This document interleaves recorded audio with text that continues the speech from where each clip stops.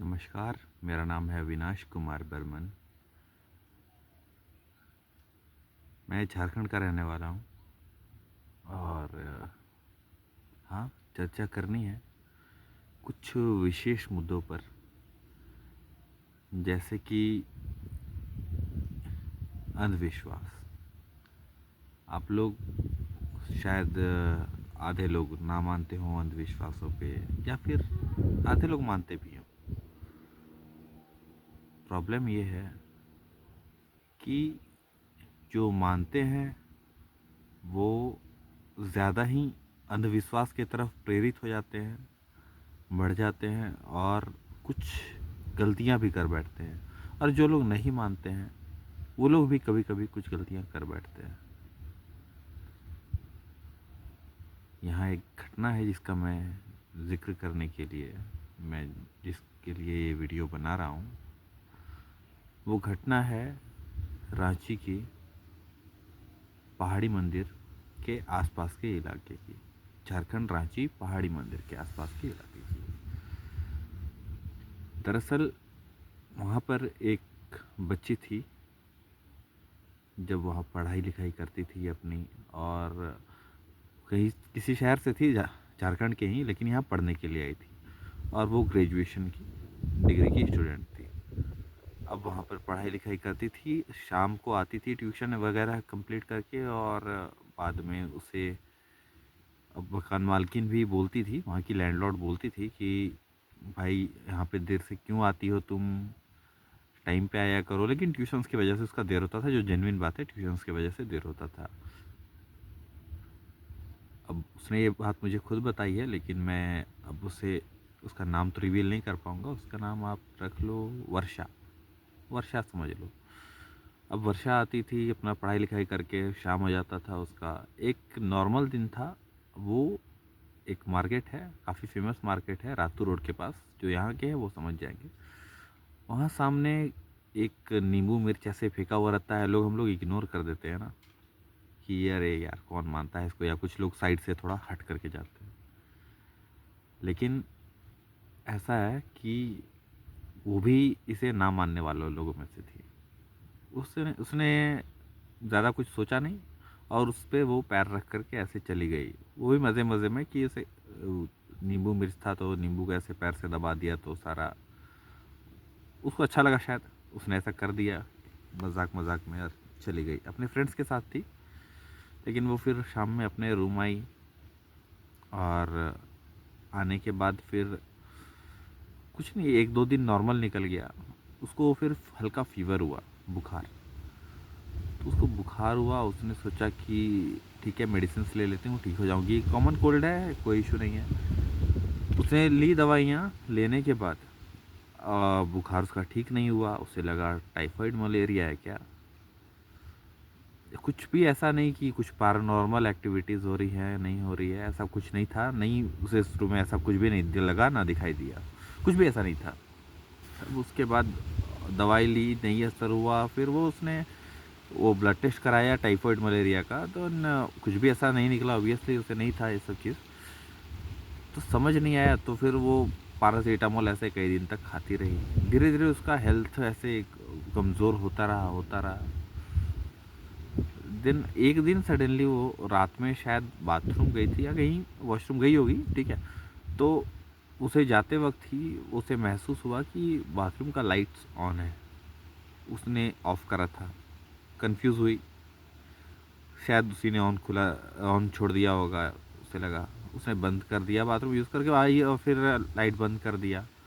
इसके एक महीने के बाद की बात बता रहा हूँ, वो 15-20 दिनों तक वो बीमार चली थी। लेकिन वो उसका ये सब चीज़ें शुरू हुई एक महीने बाद से। वॉशरूम बंद, मतलब लाइट बंद, सॉरी, है ना। लाइट बंद करती है, ऑन रहता है, ऑन करती है, कभी बंद रहता है। वायरिंग का इशू है क्या, उसे लगा, है ना। उसने अपनी लैंडलॉर्ड को कहा, तो उसे बोला कि ठीक तो काम करता है, आकर के चेक करके, कोई इशू नहीं है। खाना खाती थी, उसका खाना ठीक से डाइजेस्ट नहीं हो पाता था। कभी कभी लगता था जैसे पेट में ऐंठन हो रही है, दर्द हो रहा है, क्या हो रहा है नहीं पता। और एक दिन सपने में ऐसा ही लगा कि जैसे होता है ये कि कोई सीने पे आकर के बैठा हुआ है, मारने की कोशिश कर रहा है। ये सपने में जो होता है, हम लोग ये पैरल ये स्लीप पैरालिसिस जो बोलते हैं इसे, ठीक है। तो ये शॉर्ट टर्म का जो कुछ सेकंड्स का ये जो समय रहता है, लेकिन इसी में इसे लगता था कि कोई है इसके आसपास। ये सब डर वाला अनुभव इसे लगने लगा, शायद वीकनेस की वजह से लग रहा है। ये सब चीज़ भी ये मानती, तब तक ये नहीं मानती थी ऐसा कुछ भी नेगेटिव। लेकिन बाद में कुछ दिनों के बाद 2-3 दिन बीते और उसके बाद फिर एक दिन वो सडनली सीढ़ी के पास से अपने नीचे उतर रही थी ग्राउंड फ्लोर में। उतरते ही वक्त उसे लगा ना कि उससे ऊपर से उसका गेट नॉक हुआ। अपना गेट लॉक करके वो आई थी और नीचे उतर रही थी। ऊपर में किसी और का रहने का ऐसा कुछ नहीं था। वो नीचे ग्राउंड फ्लोर, ऊपर उसका रूम और उसके ऊपर छत, और कोई रहता नहीं था, नीचे लैंडलॉर्ड था। तो वो नीचे आई, उसे लगा गेट नॉक हुआ। जा करके देखी तो गेट खुला हुआ था। उसे समझ नहीं आया, मतलब ताला खुला हुआ था, सॉरी ताला खुला हुआ था। अब ताला खुला होने का ये जो इशू है, उसको लगा कि शायद ताला ख़राब है, उसने अच्छे से लॉक करा था, कोई बात नहीं। उसे लगा कि चोरी ना हो जाए, दूसरा ताला लगा दिया। घर में था दूसरा ताला। आई वापस शाम को, फिर से ताला ऐसे ही खुला हुआ था। उसे लगा चोरी हो गई, क्या क्या हुआ, कुछ भी चोरी नहीं हुआ था। एक दिन रात में उसे लगा कि सो रही है और उसके बगल में है कोई कोई सोया हुआ है।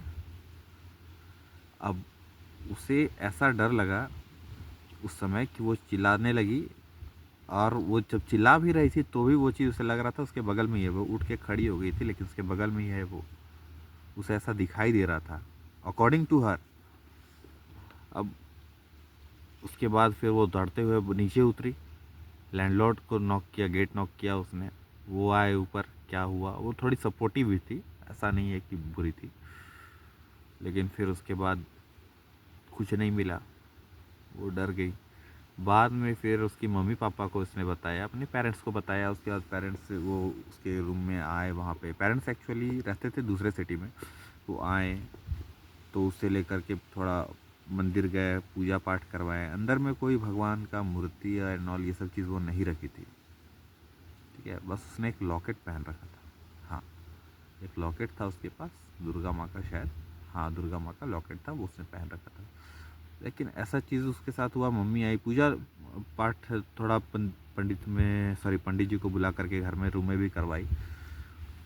थोड़ा लगा कि वहाँ का ऑरा थोड़ा नॉर्मल हुआ है, ऐसा महसूस को हुआ।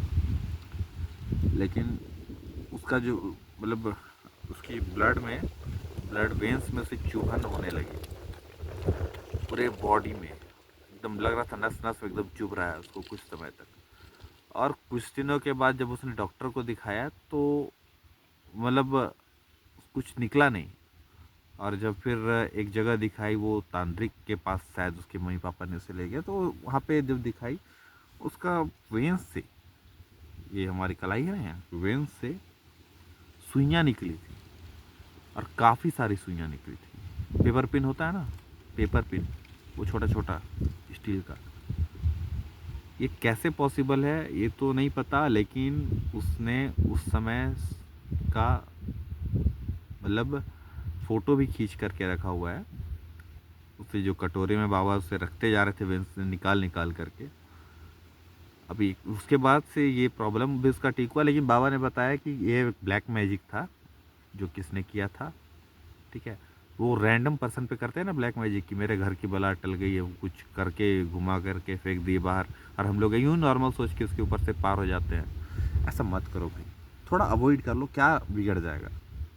मानो मत, नहीं बोल रहा हूँ इतना मानो, तुम जा करके पूजा पाठ करते हो बिल्कुल करो, बहुत अच्छी बात है, मैं तो कहता हूँ। नहीं करते हो ठीक है, नॉर्मल रहो, लेकिन किसी चीज़ का उल्लंघन भी मत करो। कोई भगवान की मूर्ति है उसका अपमान भी मत करो, किसी धर्म का अपमान मत करो, किसी के भी रिलीजियस वैल्यूज़ का अपमान मत करो। क्या पता कैसी चीज़ से पीछे लग जाए जो हमारे समझ और शक्ति से बाहर। और वो लड़की करीब 3-4 महीने तक जो उसने प्रॉब्लम फेस की, उसका शरीर बिल्कुल पतला दुबला एकदम हो चुका था। वो थोड़ी हेल्दी लड़की ही थी, ठीक है। वो बिल्कुल पतली दुबली हो चुकी थी। और उसे समझ आया कि ऐसे एक छोटा सा चीज़, हाँ हालांकि वो पंडित जी ने बता भी दिया कि तुमने नींबू मिर्चा कुछ ऐसा क्रॉस करा था, तो उसने बोला हाँ करा था एक बार।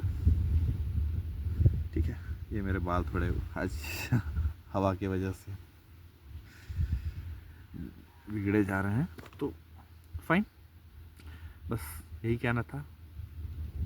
आगे बने रहिएगा हमारे चैनल पे, और भी कुछ हैं स्टोरीज़, कुछ सच्ची घटनाएं जिसको मैं अच्छे से पेश करूँगा, बताऊँगा। अभी तो बस शॉर्ट टर्म में ऐसे ही रैंडम ये बात बताने का मन हुआ लोगों को, तो मैंने ये वीडियो बना लिया। Thank you so much, have a great day in life. जय श्री राम।